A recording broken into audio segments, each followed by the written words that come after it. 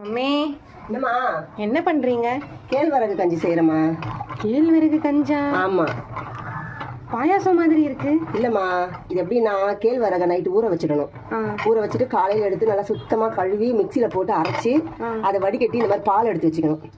இந்த பாலை பாத்திரத்துல ஊத்தி கிண்டிட்டே இருக்கணும் இடைவிடாம. கொஞ்சம் விட்டா கூட கட்டி கட்டியா ஆயிடும்.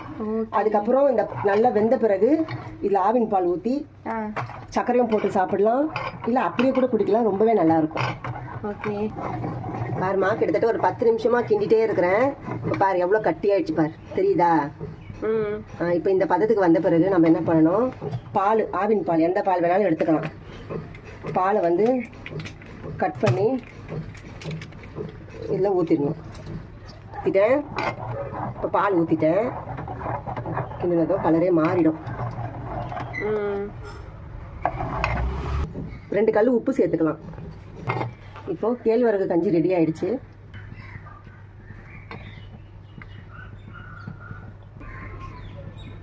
உனக்கு சக்கரை போட்டு சாப்பிடலாம், வெறுமனைக்காகவும் சாப்பிடலாம். இல்லை இன்னும் பழுப்பு சக்கரை சேர்த்தா இன்னும் ஹெல்த்தி.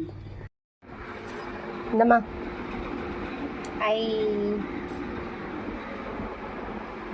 இந்தாங்கம்மா. தேங்க்யூ. வெல்கம்.